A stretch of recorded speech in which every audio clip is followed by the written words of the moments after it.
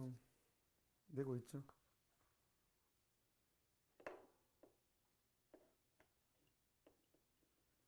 소리가 안 나가네.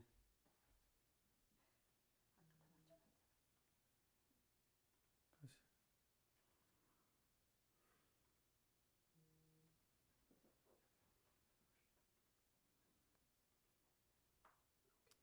소리가 나가나요?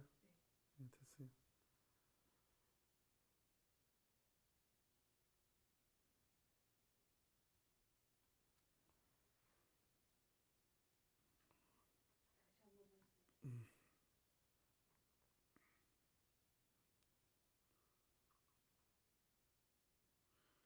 지금 마이크 테스팅 하고 있습니다. 지금 조금만 기다려 주십시오.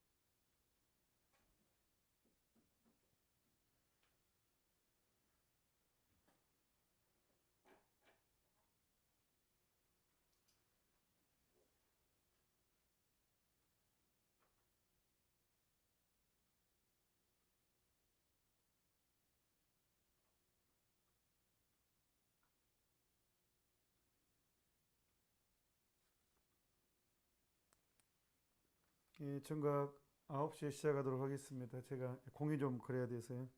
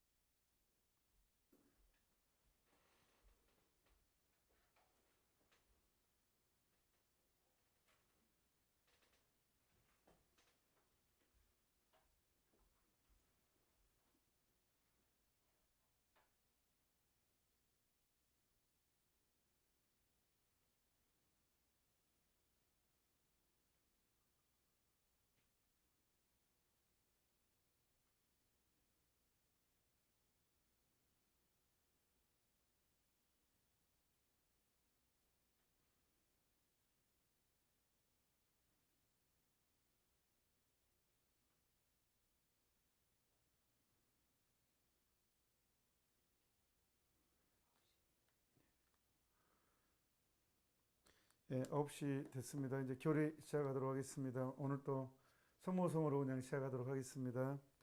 성부와 성자와 성령의 이름으로 은총이 가득하신 마리아님 기뻐하소서. 주님께서 함께 계시니 여인 중에 복되시며 태중의 아들 예수님 또한 복되시나이다. 천주의 성모 마리아님 이제와 저희 죽을 때 저희 죄인을 위하여 빌어주소서. 아멘. 성부와 성자와 성령의 이름으로 아멘.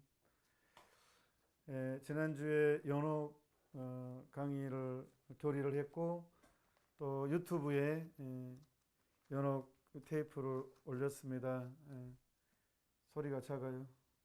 소리가 작다고 이제 좀 더 올라갈 것입니다. 그래서 사람들이 질문이 많이 들어왔어요.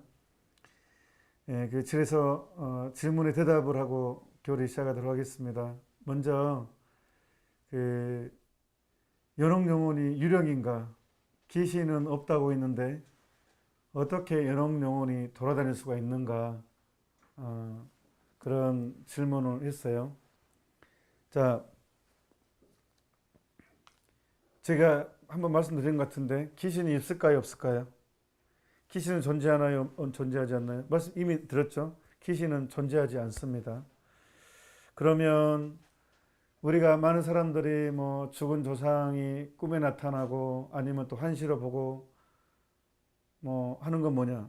자, 더 구체적으로 얘기해서 죽은 조상이 꿈에 나타났어요. 근데 다음날 느낌이 좋아서 복권을 샀어. 당첨이 됐어. 아니면 갑자기 귀신이 나타나가지고 뭐 복권을 이번에 사라 했어. 근데 복권에 어마어마하게 큰 돈에 당첨이 됐어요. 그러면 이제 믿게 되죠. 그럼 그게 귀신이 아니고 뭐냐? 귀신의 존재를 믿게 되면 어떤 문제가 생기냐 그러면 율신 사상이 흐려지게 된다 그랬죠. 그래서 악마는 일반적으로 자기 모습을 안 드러내놓고 활동합니다. 어떤 귀신의 형태로라든가 귀신을 믿게 되면 사람이 다신교, 샤머니즘 이런 정신에 쉽게 젖어들게 되거든요. 이런 정신에 빠지게 되면 한 분이신 하느님에 대한 이 신뢰심이 흐려지게 됩니다. 원래 마귀의 목적은 뭐겠어요? 하느님 못 믿게 하는 것, 하느님 못 만나게 하는 거잖아요. 참된 하느님을 흐리게 하면 마귀의 목적은 성공하는 거잖아요. 그렇기 때문에 귀신의 존재라는 사상이 깊은 지역일수록 복음 선포가 쉽지가 않습니다. 그래서 악마는 흉측한 모습으로 나타나기도 하지만 일반적으로 그런 모습이 아닌 부드러운 모습이고 친근한 모습으로 등장하는 게 악마의 전략이죠. 그래서 귀신은 존재하지 않습니다. 그러면 마리아 신마 이야기에 나타난 그 다음에 연옥 영혼 책을 보면 영혼이 나타나요. 근데 형체가 없어. 만지면 안 느껴져. 이것은 뭐냐? 오늘 교리 받으신 여러분 축하드립니다. 이렇게 구체적으로 얘기해 주는 데가 없습니다. 자, 사람이 죽었어요. 사람이 죽으면 육은 썩잖아요. 육은 썩잖아요. 그럼 영은 존재해요. 그 신마책에도 보면 내 장례미사 때 누가 제일 열심히 기도하는지 다 느낀다 하잖아요. 영혼이. 어떤 사람은 그냥 예의상 왔고 저 사람은 진짜 나를 위해 기도하고 이게 다 연옥 영혼들은 압니다. 근데 사람이 죽어요. 그러면 육신은 썩어요. 그러니까 영과 육이 만나야 인간이에요. 영이 없고 육만 있으면 송장, 시체 그래요. 인간이라 부르지 않아요. 반대로 육이 없고 영만 있으면 그냥 영이라 그러죠. 육이 없으면 인간이라 하지 않아요. 자, 사람이 죽으면 육체하고 이제 분리가 되죠. 영과 육이 분리가 됩니다. 자, 육은 썩습니다. 영은 존재합니다. 그리고 영의 상태로만 존재합니다. 천국에서. 그리고 언제 새로운 육신을 받느냐? 재림 때입니다. 그래서 우리가 미사 때마다 다시 오심을 믿으며 그 재림 때 이 새로운 육신을 얻습니다. 그 새로운 육신은 사람들이 그러면 내가 나이 30살에 죽었어요. 그럼 내가 30살의 육신으로 모습이냐? 그러면 사람은 다시 죽을 때 죽었을 때 모습으로 그 부활 새로운 육신을 받는다 그러면 이거 이상한 일이 많이 벌어지겠죠. 근데 이제 우리가 알지 못하는 방식이겠지만 가장 좋은 상태의 육이겠죠. 가장 좋은 상태의 육으로 이제 육을 받는데 사람이 죽으면 재림 전까지는 영의 상태로만 존재합니다. 그러면 이제 문제는 연옥영혼 육은 언제 받는다고요? 다시 점검합니다. 사람이 죽으면 영과 육이 갈려요. 육은 썩어요. 영은 존재해요. 그럼 육은 언제 받느냐? 재림 때. 그게 세상 정말 완성이 되는 때예요. 예. 그러면 그 전까지는 모두 영으로 존재합니다. 그럼 그 영이 언제 육을 받는다고요? 재림 때. 완성됩니다. 새로운 육신으로. 그러면 연옥 영혼들이 나타나 가지고 죽었던 모습이 나타나는 눈으로 보이는 그 모습 뭐냐? 만지면 이렇게 만져지지가 않아요. 예. 하지만 분명히 존재해요. 음성이 있고 존재해요. 왜 그러느냐? 이것은 연옥 영혼 책에도 보면 나와요. 마리아 신마 책에도 나오고. 예. 제가 때가 되면 마리아 신마 책 비밀품으로 제작을 해가지고 좀 많이 제작해서 필요한 사람에게 나눠줄 때가 분명히 있을 것입니다. 근데 하느님이 특별하게 허락을 하신다는 거예요. 이제 우리 지상교회 신자들을 위해서 또 연옥 영혼들을 위해서 하느님의 특별한 허락으로 나와요. 자, 제가 이 표를 보겠습니다. 사람이 죽으면 자 이제 얘기가 심판대예요. 심판대. 하느님 예수님은 구세주지만 우리가 죽으면 심판주예요. 심판을 이제 받으면 사람이 천국으로 가든가 연옥으로 가든가 지옥으로 가든가 해요. 자, 천국과 지옥은 연옥은 이 문이 있어요. 문이 이렇게 여기에 문이 있어요. 지옥은 쉽게 제가 여러분들이 이해하기 좋게 그냥 그림으로 설명한 거예요. 꼭 이렇다는 것이 아닙니다. 그러니까 중요한 것은 여기서 지옥은 한번 지옥에 떨어지면 다른 문이 없어요. 영원한 지옥이에요. 근데 이 연옥은 이 문이 있어요. 천국으로 갈 수 있는 문이 있잖아요. 연옥은. 그러니까 이제 이 사람은 죽으면 천국 아니면 연옥 아니면 지옥으로 가는 것인데 한번 지옥으로 가게 되면 이제 영원한 지옥이고 연옥은 천국이 예정돼 있어요. 근데 하느님께서는 이 연옥 영혼들을 위해서 또 우리가 어떤 그 도움을 주도록 이끌어주기 위해서 하느님이 특별 허락을 해요. 근데 영으로만 존재하기 때문에 우리는 시각을 통해서 사물을 인지를 하잖아요.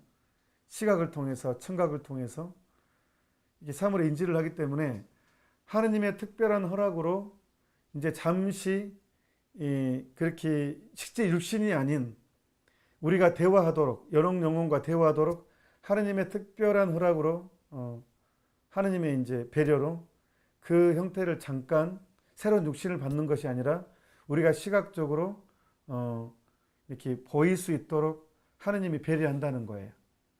그래서 우리가 연옥 영혼들과 대화를 할 수 있어요. 그러니까 때로는 꿈으로 나타날 수도 있고, 그러니까 다양한 방식으로 연옥 영혼들과 우리는 연결되어 있거든요. 그래서 하느님이 허락을 하셔요. 연옥 영혼들을 위해서. 그래서 연옥 영혼들을 위해서 기도를 많이 한 사람들은 이런 체험을 각각 한두 개는 가지고 있는 사람들이 많습니다. 이 연옥 영혼들과의 교감을 열심히 한 사람들은. 그래서 계시는 없고 마귀와 천사만 존재합니다. 사람이 죽으면 천국 아니면 연옥 아니면 지옥으로 세 군데 중에 한 군데로 가기 때문에 떠돌아다닐 수가 없다. 이런 걸 분명히 다시 말씀드립니다.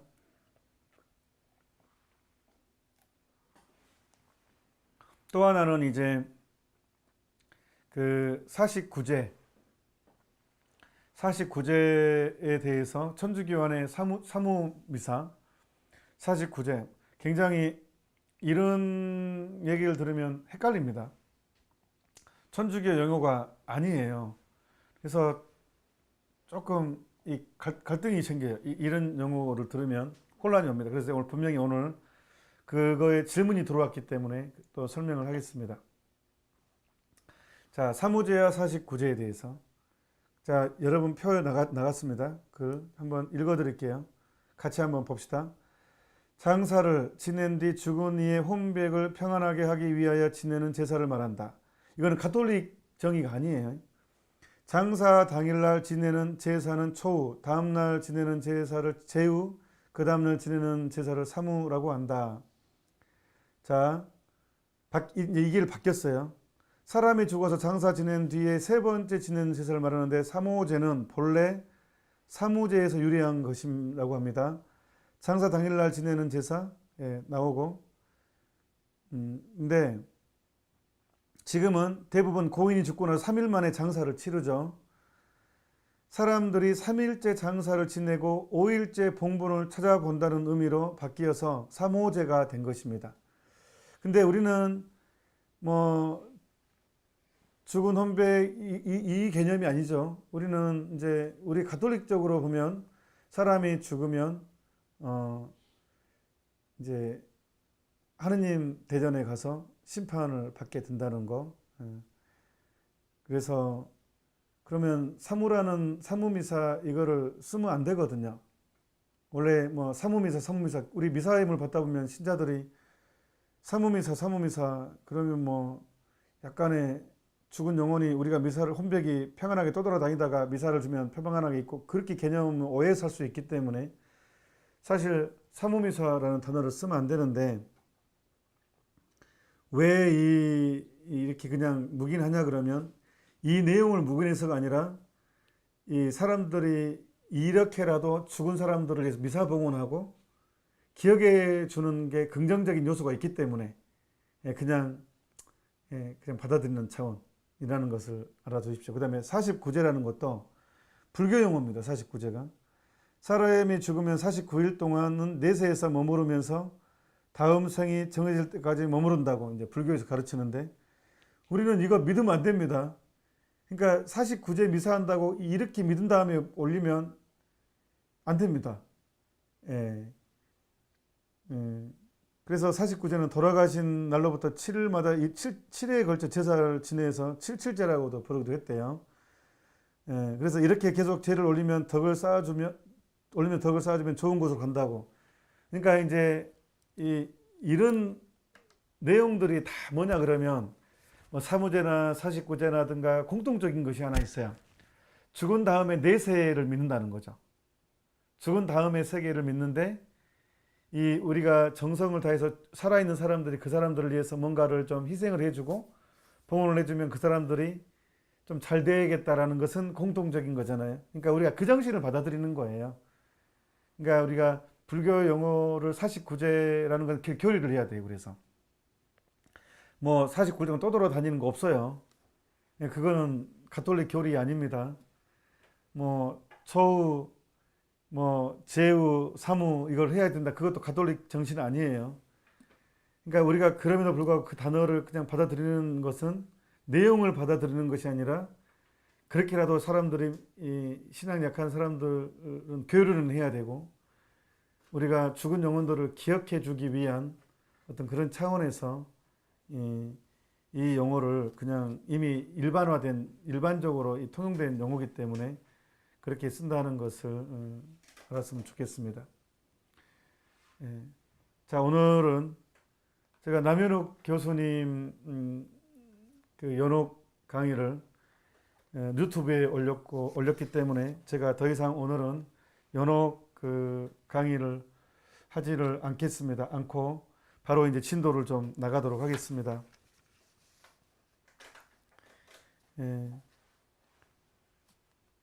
97페이지입니다. 드디어 이제 직결계명 들어왔습니다. 직결계명 97페이지입니다. 진한 것이 질문 한번 봅시다. 구원을 받기 위하여 교리를 믿기만 하면 충분합니까? 답변 시작. 구원받기 위하여 교리를 믿기만 하는 것으로 충분하지 않습니다. 반드시 천주의 십계명과 천주교회의 모든 법규를 잘 지키고 덕을 닦으며 죄를 피해야 합니다. 자, 죄를 피해야 합니다. 줄 치십시오. 이 개념이 사라지면 안 됩니다. 자, 그러면 다시 제가 준비한 자료를 제가 보도록 하겠습니다.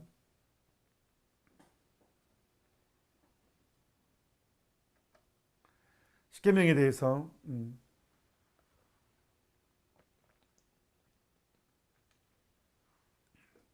한번 제가 말씀드린 내용입니다. 제가 보자신 때요. 이제 주일 미사 때 이제 강론으로 십계명을 주제로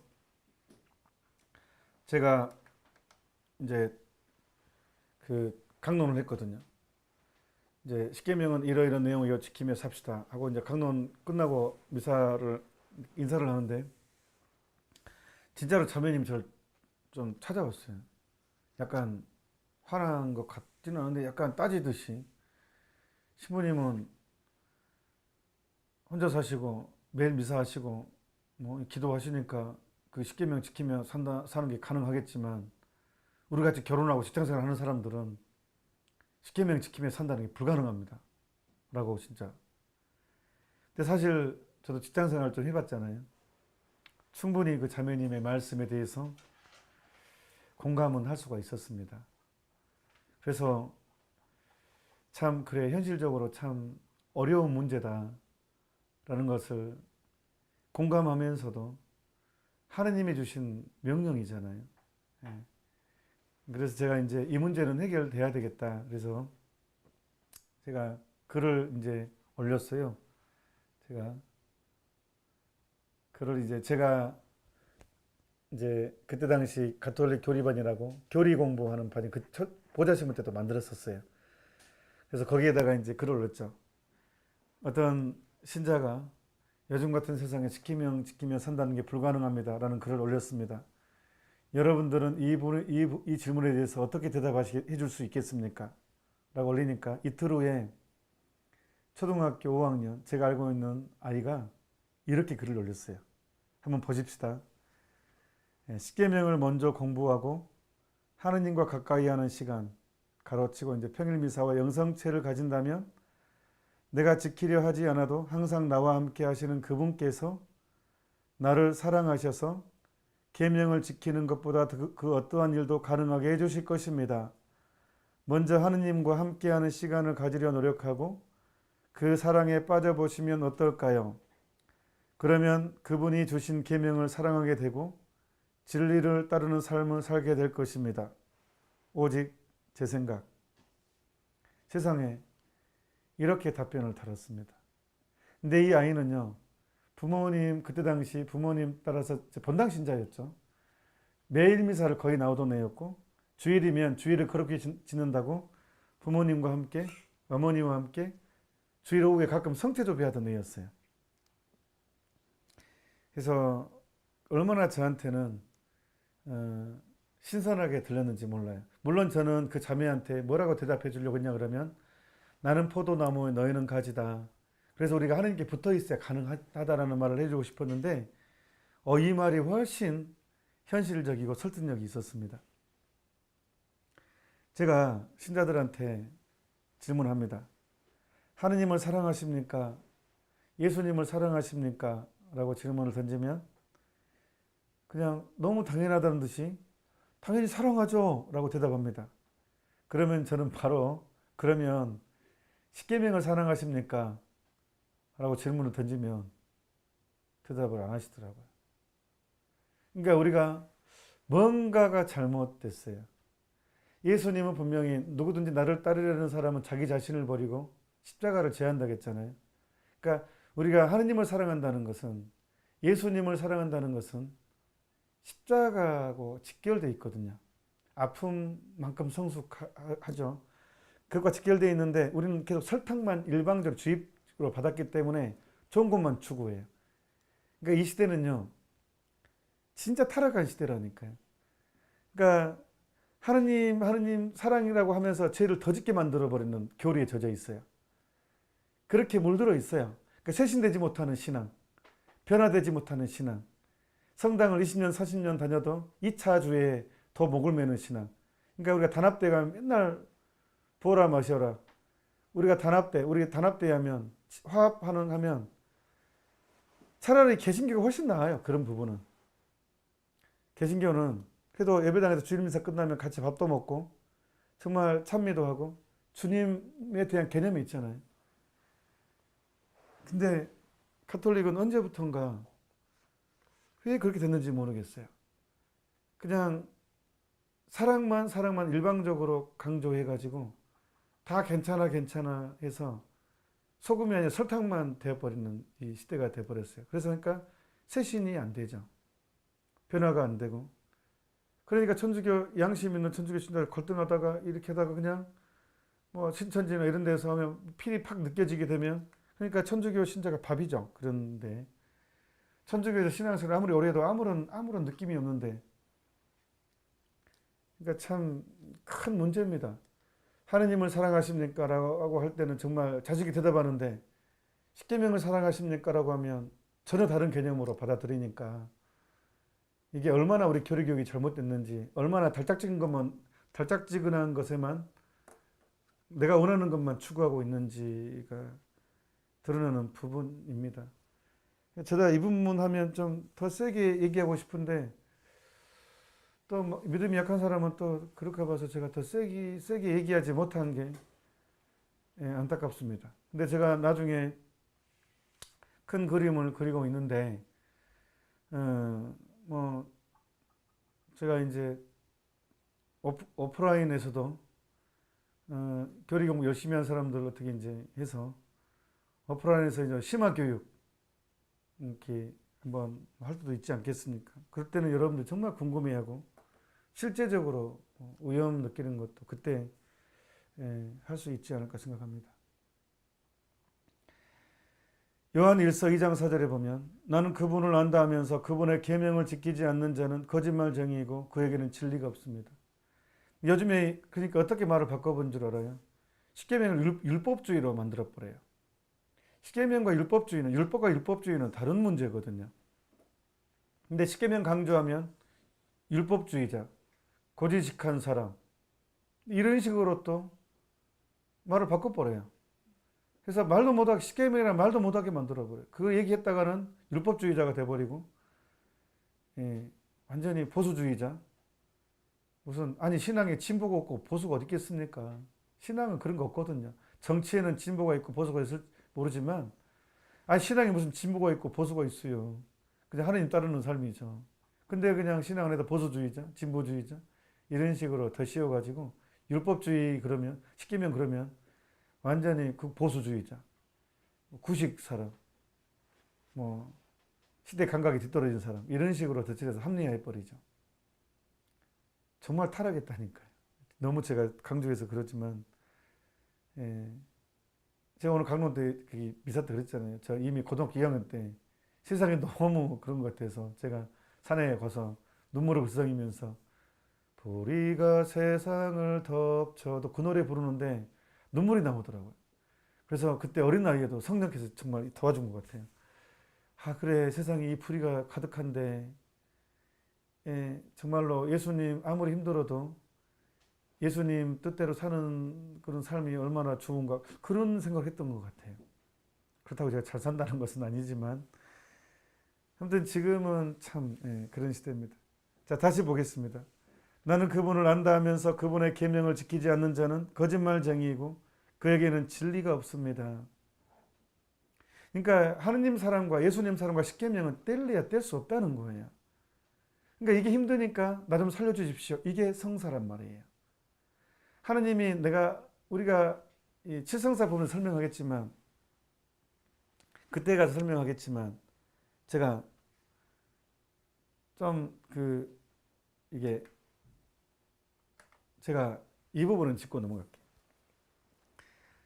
여러분 교리 받았죠? 천주교 신자죠? 자 그러면 질문 한번 할게요. 성사가 뭐예요? 성사? 칠성사가 있잖아요. 성사가 뭐예요? 만약 개신교 신자가 여러분한테 성사가 뭐요? 하고 물어본다면 여러분은 뭐라고 대답하시겠습니까? 여러분 교리 받을 때 어떻게 받은 줄 알아요? 눈에 보이지 않은 하느님의 은총을 눈에 보이는 가시적인 표징으로 드러내는 것. 이게 정의거든요. 이해가 돼요? 나도 모르고 든 사람도 모르고 눈에 보이지 않은 하느님의 은총을 눈에 보이는 가시적인 표징을 통해서 드러내는 것. 그게 성사예요. 이해가 되냐고요? 헷갈려요. 이게 무슨 말이지? 그렇게 성사를 배워왔기 때문에 굉장히 중요한 정의이긴 한데 실제적으로는 뭔 얘기가 돼요? 그럼 성사가 뭡니까? 자, 저한테 물어본다면 저희가 이제 수요일 날이 좀 힘들더라고요. 밤늦게 제가 한 10시만 넘어가면 혼수 상태 떨어지는 사람인데 이게 교리를 하고 있으니까 그러니까 목이 말라. 그래서 제가 항상 제가 묵주기도 할 때도 목마른 사람이 많아서 그런지 제가 목이 마릅니다. 그래서 이제 이렇게 물을 마십니다. 이렇게 물을 마셨어요. 우리는 갈증을 느낍니다. 인생의 무게로 넘어지고 이리 넘어지고 저리 넘어지고 채이고 그러다 보면 갈증을 느낍니다. 목이 마를 때 갈증을 느끼면 보통 인간은 컵을 가지고 정수기에 가서 물을 받아서 먹죠. 이게 성사예요. 우리는 사랑의 갈증을 느끼고 인생의 무게로 넘어져서 갈증을 느낍니다. 그래서 그때마다 우리는 사랑이 필요해요.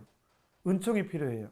그래서 하느님은 사랑의 갈증을 느끼는 우리가 그때그때 누릴 수 있도록 천국에서로부터 7개의 파이프라인을, 수도꼭지를, 파이프라인을 딱 7개 만들어가지고 그때그때마다 틀어서 마실 수 있게 갈증을 느끼는 우리가 은총을 그때그때마다 누릴 수 있게 해주는 게 그게 성사라는 거예요. 그게 7개예요. 그게 칠성사예요. 수도꼭지가 7개가 있어요.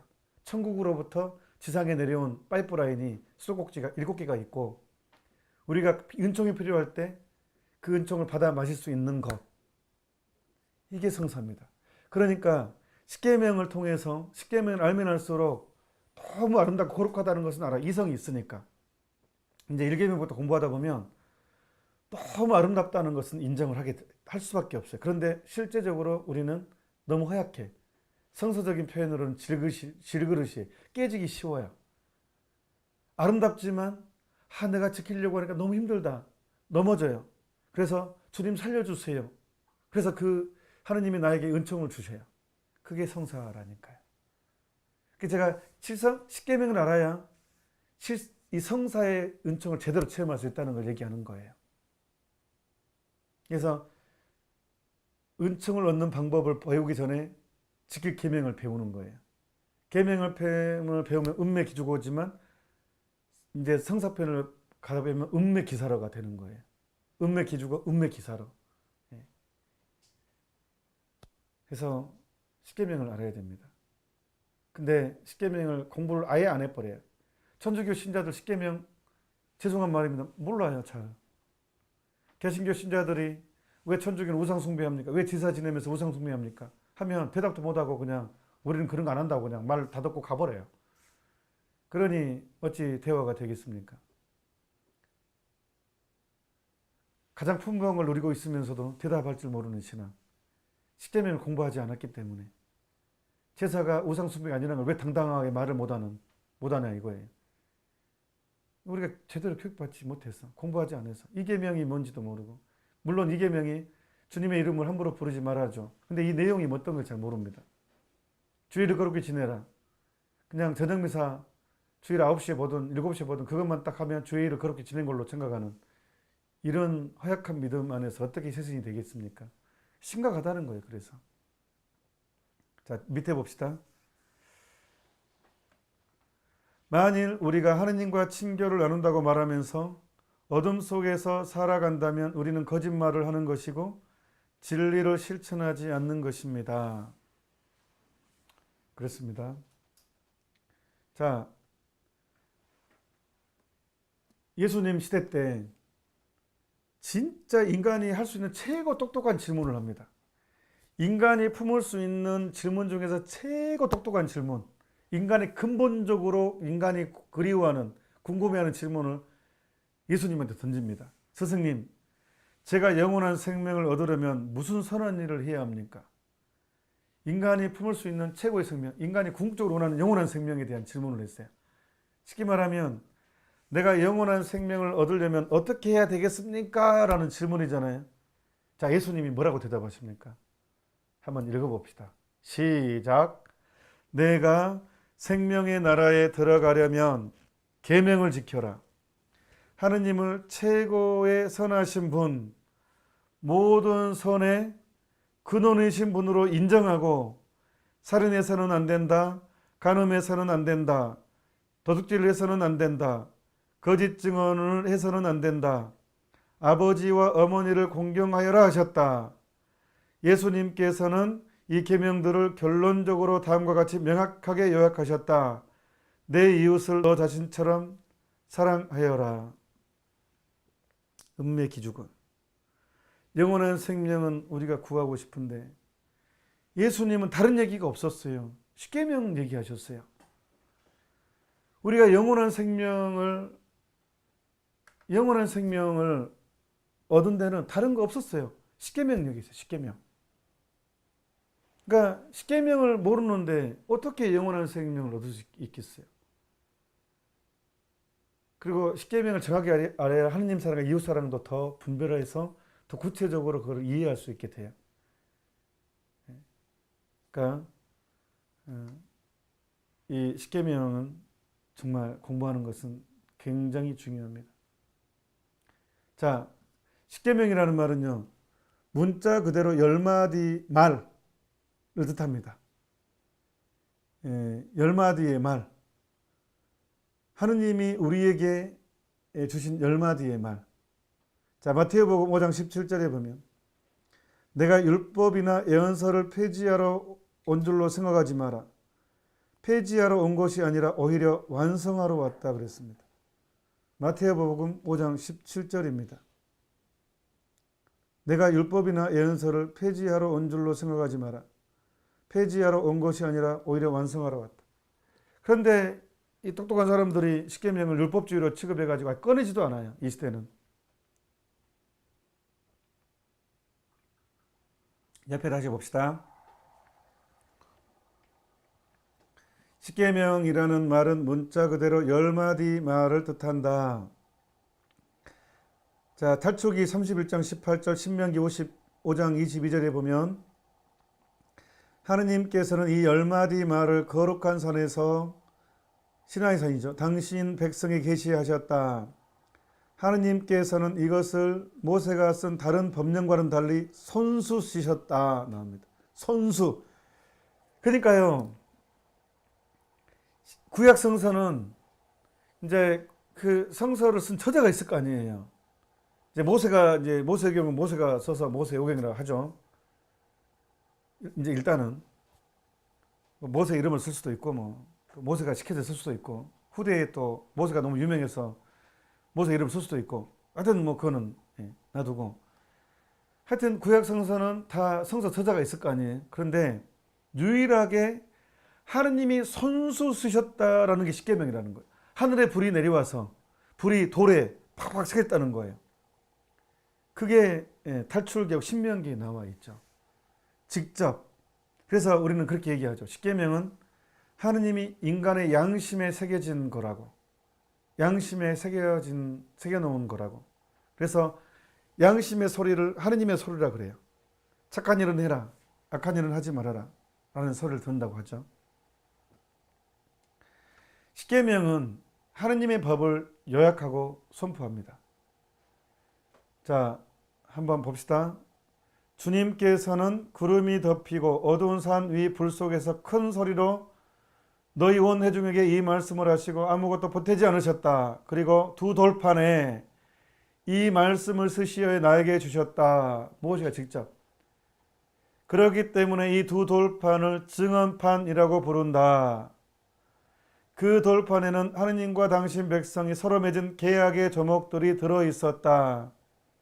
그리고 이 증언판은 궤 속에 넣어두어야 했다. 이거를 뭐라 그래? 계약의 궤라고 하잖아요. 계약의 궤를 들고 전쟁에 나가면 승리했고, 이런 구약성을 보면 이것이 나오죠. 십계명판을 넣어둔 것을 계약의 궤라고 합니다. 그래서 십계명은 이제 하느님과 나의, 이스라엘 백성에게 했지만 이제 나와의 계약이 되는 겁니다. 이스라엘 백성이 십계명의 계시를 받은 것은 하느님께서 계약을 제안하시고 체결하시는 그 중간에 이루어진다. 백성이 하느님께서 말씀하신 것을 모두 실행하고 거기에 따르기로 약속한 후 비로소 계약이 체결이 된다. 탈출기 24장 7절. 그러니까 신앙은 동의하지 않으면 안 된다는 거예요. 주 우리 하느님께서는 호렙에서 우리와 계약을 맺으셨다. 그건 우리는 언제 맺은 것입니까? 세례성사 때. 세례성사가 계약을 맺는 행위예요. 그리고 계약을 배워가는 과정이 교리고. 그러니까 십계명을 빠져버리면 이거 안 갚아진 찐빵이 된다니까요. 근데 우리 교리 교육이 십계명 내용은 한 시간도 안 가르칠 거예요, 아마. 교리 과정 중에서.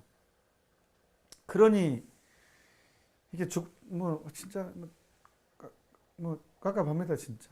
예. 이 교리가 이리 중요한 내용들이 다뤄지지 않고 이렇게 세례성사가 이루어지기 때문에. 예. 자, 사랑하다의 반대말은 뭐라고요? 사랑하다의 반대말은 이용하다입니다. 사랑하다의 동의어는 희생하다고.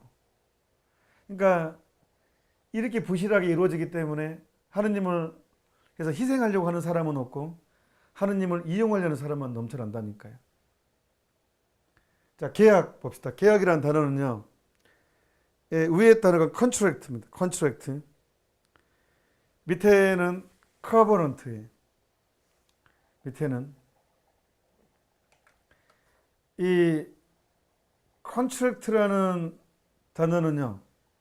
물건을 매매할 때 이게 우리가 자동차를 매매하고 집을 사고 팔고 하게 돼 계약서를 쓰잖아요. 이때 쓰는 단어가 컨트랙트예요.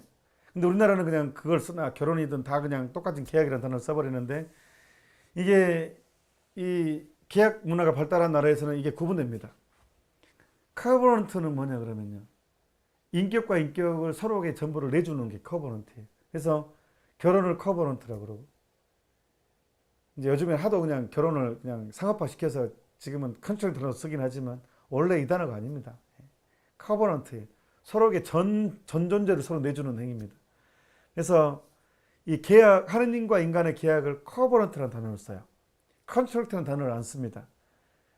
그래서 신약 성서를 The New Testament, the books of the New Covenant 새로운 계약 책이라고 얘기합니다.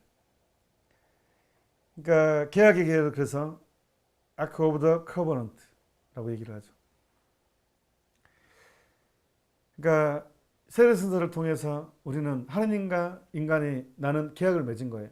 하느님은 내 것이고 나는 하느님의 것이고 그런 서로에게 전 존재를 서로에게 내주는 거예요. 그러니까 세례성사 때 이제 성사편에서 또 공부하겠지만 인간이 누릴 수 있는 최고의 선물이죠. 하느님은 내 것이고 나는 하느님의 것이고.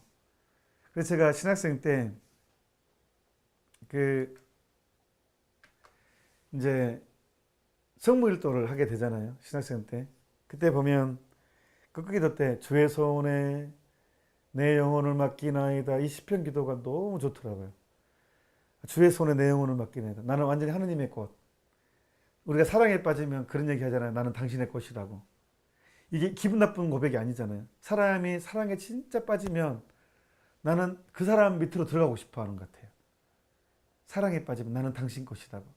나는 당신의 소유라고. 예.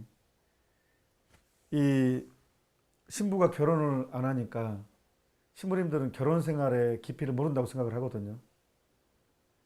참 저는 그런 얘기를 들으면요. 좀 슬픈 것 같아요. 그렇게 하느님 그 신앙까지도 머리로 계산해 가지고 어차피요 인간의 결혼 생활도 사랑의 문제 아니에요. 원래 부부관계는 사랑의 관계 아니에요. 신부도요 사랑 때문에 이 길을 가는 것 아니에요. 사랑 아니면 어떻게 이 길을 갈 수 있겠어요. 물론 나중에 이제 변질돼 가지고 하는 경우도 있지만 시작은 내 전부를 주는 거예요. 주님의 손에 내 영혼을 맡기나이다. 나는 당신의 것. 사제가 되고 싶다는 것도요. 사랑 아니면 이 방법이 이해가 안 되는 일입니다. 그래서 나는 사제는 하느님에 대해서 난 정말 이 사제직도 사랑의 문제거든요. 부부생활도 사랑의 문제예요. 그렇기 때문에 사제가 부부생활을 모를 거라고 생각하는 것은 대체 어디서 나오는지 모르겠어요. 사랑의 문제이기 때문에 더 섬세할 수 있어요. 오히려 가까이 있으면 더 안 보일 때가 있어요. 멀리 떨어져 있으면 더 잘 보이는 거예요. 그러니까 뭐 신부는 장가도 안 가보고 그런 것을 모르기 때문에 이 부부의 문제를 이해할 수 없을 것이다. 그렇게 말하는 사람들을 보면 그래 당신은 그렇게 사십시오. 그러면 부부 생활 오랫동안 사랑 하시라고 속으로 말을 하지만 또 표현을 못하고 그럴 수도 있겠지요 하면서 어차피 이것도 사랑의 문제입니다. 그 때문에 독신 생활한다고 해서 부부 생활의 그런 깊이를 모르는 게 아닙니다. 결국은 상처받는 거 사랑 때문에 상처받는 것이고요. 행복하게 되는 것도 사랑 때문에 행복하게 되는 거거든요. 이 부부 사이가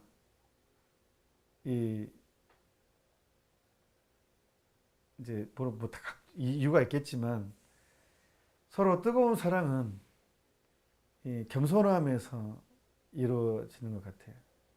그리고 제가 이왕 뭐 약간 격가지로 나가겠습니다. 이왕 사랑 얘기가 나왔으니까 요즘 뭐 부부 드라마 엄청 뜨는 부부가 있더만요. 김희애 씨가 뭐 나오는 저는 뭐 TV를 안 보기 때문에 제가 사순시기 때 TV 안 보기로 결심했는데 어떻게 하나님이 은총을 주셔가지고 아직 TV는 안 봅니다. 근데 그 참 부부 관계가 이제 오묘하다고 하는데요. 제가 격가지로 내가 뭔 얘기 하려다 격까지 나왔지. 갑자기 깜빡했어요. 죄송합니다. 내가 뭔 얘기 하려고 했는데 그 부부 사이 문제를 이 얘기 하려고. 제가 조카가요 결혼을 한대요. 이게 이제 피아골 관장신부 작년에 일입니다. 작년에. 근데 조카가 예비신자 교리를 받고 있어요. 누님이 좀 세례를 늦게 받았거든요. 근데 조카가 교리 중에 결혼을 빨리 하고 싶었나 봐요. 세례 받고 결혼을 하지. 그러니까 이제 예식장에서 결혼을 하는데 저한테 주례를 서달래요. 이제 삼촌이 신부니까. 그러니까 제가 양복 입고 이제 로만 갈라 하고 이제 서울의 예식장에를 가야 됐어요. 그러면 이제 좀 웃기잖아요. 사람들이 천주교 신자는 극소수의 아닌 일반 예식장은 조카가 또 천주교 신자가 아니었기 때문에 예비 신자 교리를 받고 있을 뿐이었고 그 여자 조카예요. 이제 신랑 될 사람도 천주교 신자 아니었고 근데 또 허락을 했어요. 이게 좀 일반적인 눈으로 보면 웃기잖아요. 장가도 안 간 사람이 결혼은 어떤 것이다라고 설명해야 된다는 게 잘 살아라 이게 좀 그림이 좀 웃기잖아요. 근데 그래도 조카가 내가 삼촌이 신부니까 저한테 달라는 거예요. 누님도 부탁을 하시고. 그래서 제가 갔죠. 예식장에 넘어가려 딱 하고.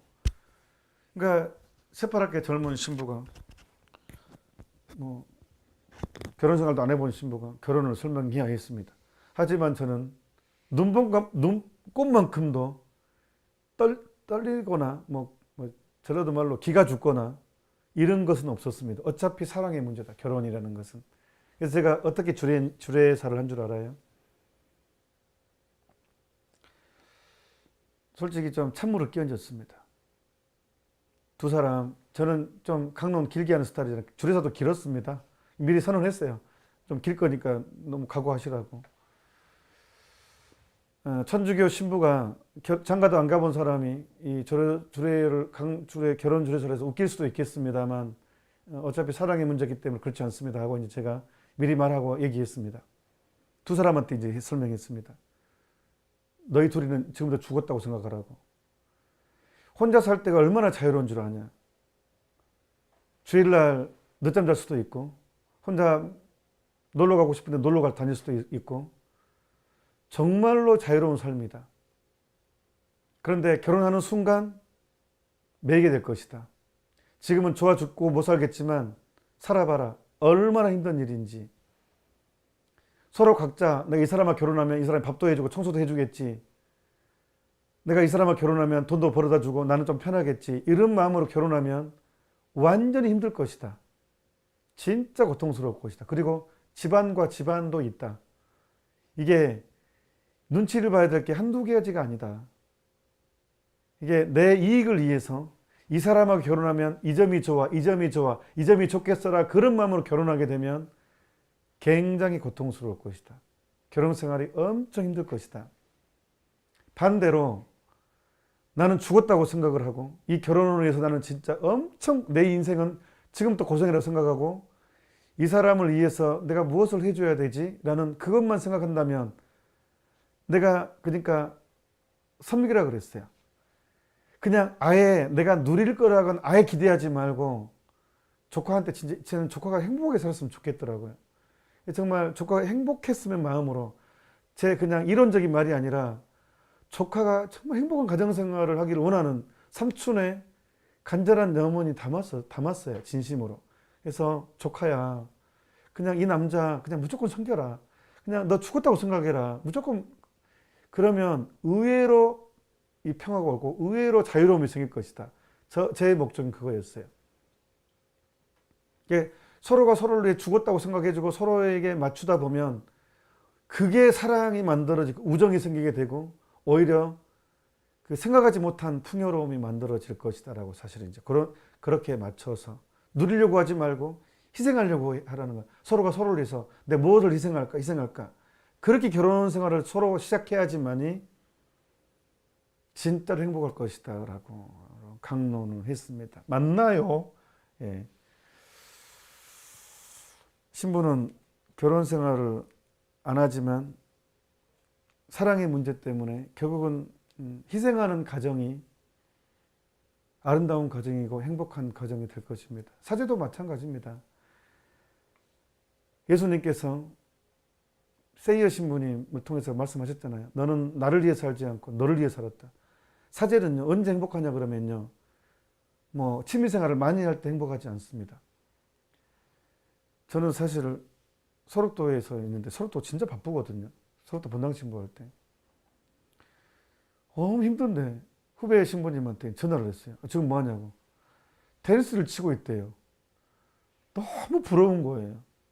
나는 사제생활 20년 지금 20년째인데 나는 왜 테니스 칠 시간도 없고 골프는 배워볼 생각도 못하고 테니스고 나는 왜 내 인생은 이렇게 하냐. 순간 갑자기 부러운 생각이 드는 거예요. 근데 다시 이렇게 마음을 잡다 보니까 그래, 보면 취미생활을 마음껏 누리는 것보다 차라리 이렇게 사는 것이 더 행복한 것이 아닌가, 사제니까. 그래서 뭐 솔직히 지금 부럽지는 않습니다. 예. 취미생활은 저는 교리가 취미생활이기 때문에 여러분께 교리를 가르치는 게 저는 재밌기 때문에 이미 충분히 누리고 있습니다. 이 재미를. 그러니까 나를 위해서 내 취미생활, 뭐 낚시를 하거나 그렇게 비난하는 게 아닙니다.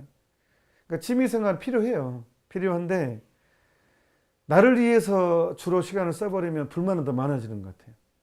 근데 아예 하느님을 위해서 이렇게 그냥 나를 완전히 내버리면 오히려 만족도는 크지 않을까, 그런 생각이 듭니다. 그래서 결혼 생활도 나를 위한 것이 아니라 배우자를 위한 그 각오로 들어간다면 훨씬 더 결혼이 행복할 거라고 저는 믿습니다.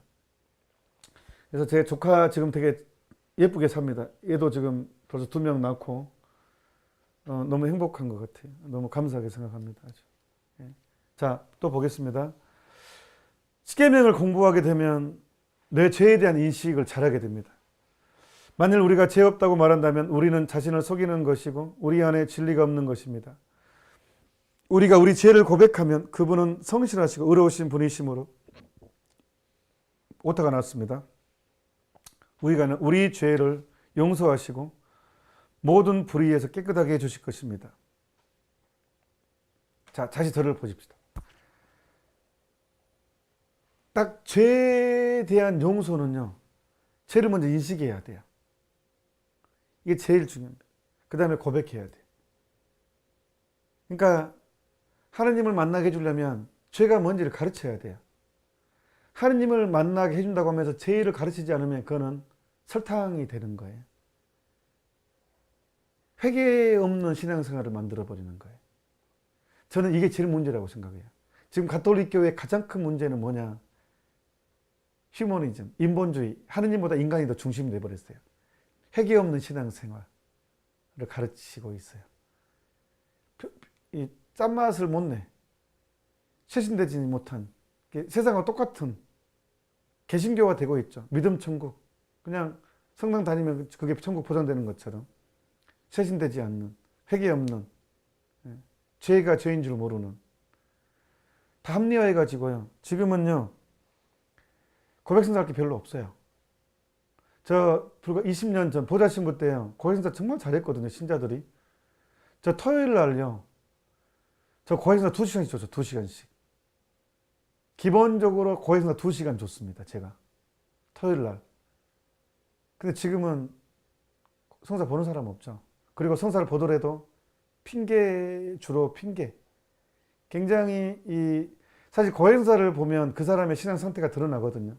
근데 보석을 많이 줄 수도 없어요. 조금만 보석 많이 주면 도망가 버리니까 소화를 못해요. 그러니까 진짜로 신앙이 약해졌어요. 이 시대에. 죄를 인식하지 못해요. 그리고 죄 이야기하면 왜 하느님 무서운 분으로 부각시켜 따져버리고 말도 못 꺼내게 합니다. 죄 이야기하면 하느님 사랑인데 왜 하느님을 무서운 분으로 만들어버리냐고. 그래서 인기도 없고 죄 이야기하면 괜히 구식 신부로 취급되고 인기도 없고 그러니까 죄 얘기도 안 합니다. 이제 본당 가도 죄하지 않고 그러니까 달짝지근한 그냥 좋은 게 좋은 거 쇄신되지 못하는 신앙 그렇게 돼버렸습니다. 근데 구원받으려면 내가 죄인임을 먼저 인식해야 됩니다. 그리고 그 죄를 고백해야 됩니다. 딱 그겁니다.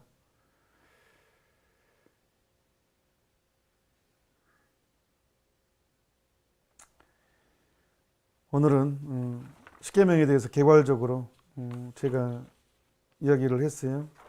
이제 여러분들은 103페이지까지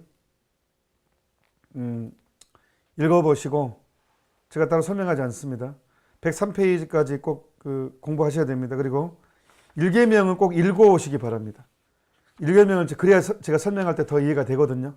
그리고 1계명을 공부하면서 이해가 안 되시는 부분은 질문을 해주시면 제가 다음 시간에 1계명 공부할 때 그 질문도 같이 곁들여 가지고 제가 설명하도록 하겠습니다. 그래서 다음 시간에는 제 1계명 하도록 하겠습니다. 그리고 제가 얼마나 이 교리를 사랑하는지 여러분 이걸 알아주셔야 돼요. 사실 제가 오늘 서울에 가야 되는 날이었습니다. 물론 제 잘못이었는데 날짜를 잘못 정했어요. 모르고. 원래 서울 평화방송 방송 미사를 녹화하는 날이었습니다. 6월 달에 할 미사를. 그런데 제가 수녀님한테 사정했습니다. 저 완전 찍혔습니다. 거기 담당 수녀님한테. 내가 도저히 더블 돼가지고 약속이 겹쳐가지고 도저히 이미 방송을 잡아놓고는 이 교리 때문에 못하겠다고 이렇게 말씀드려서 이제 부랴부랴 며칠 전에 다른 신문으로 교체가 됐습니다. 물론 또 제가 또 CNBS 방송을 해야 되기 때문에 그런 것도 있었지만, 그래서 그만큼 저는 교리를 우선시하고 있으니까 여러분들도 이 교리 공부하는 거에 대해 자부심을 가지고 또 열심히 하겠다는 마음 다시 한번 부여잡고 계속 이 길을 갔으면 좋겠고, 다음 주에는 교리 공부하지 않은 한 명씩 꼭 데려오시기를, 이것 듣자고, 이거는 그 사람의 영원한 생명을 선물해 주는 것입니다. 다른 거 선물해 주려고 하지 말고, 자식한테 돈을 물려주려고 하지 말고 신앙을 물려주십시오. 그러기 위해서는 이 교리 공부가 반드시 필요합니다. 이게 중심 잡지 않으면요, 이 신부님이 이렇게 얘기하면 저렇게 빠져갔다가, 저 신부님 저렇게 하면 저렇게 확 빠졌다가, 또 다른 신부님 다른 얘기하면 또 빠졌다가 계속 헤매게 됩니다. 그러니까 결국은 내 편할 대로 믿게 돼버립니다. 하느님을 내가 만들어 버리게 됩니다. 그게 이제 우상숭배의 길이거든요. 그러니까 이 교리책은 가톨릭 교회 교리서 교황청에서 나오는 그 두꺼운 책을 요약한 것입니다. 그러니까 이것을 거슬러서 가르치는 것은 진실이 아닙니다. 그러니까 저는 제 생각을 가르치지 않겠다는 걸 다시 한번 여러분께 약속을 드리고 선언합니다. 저는 내 생각을 가르치는 것이 아니라 가톨릭 교회 교리는 이렇습니다라는 것을 알려드리는 것입니다. 오늘도 함께 기도해 주시고 해주신 여러분 때문에 제가 위로를 많이 받습니다. 진심으로 감사드립니다. 다음 시간에 뵙도록 하겠습니다. 영광송으로 마치겠습니다. 영광이 성부와 성자와 성령께 처음과 같이 이제와 항상 영원히 아멘. 성부와 성자와 성령의 이름으로 수고하셨습니다.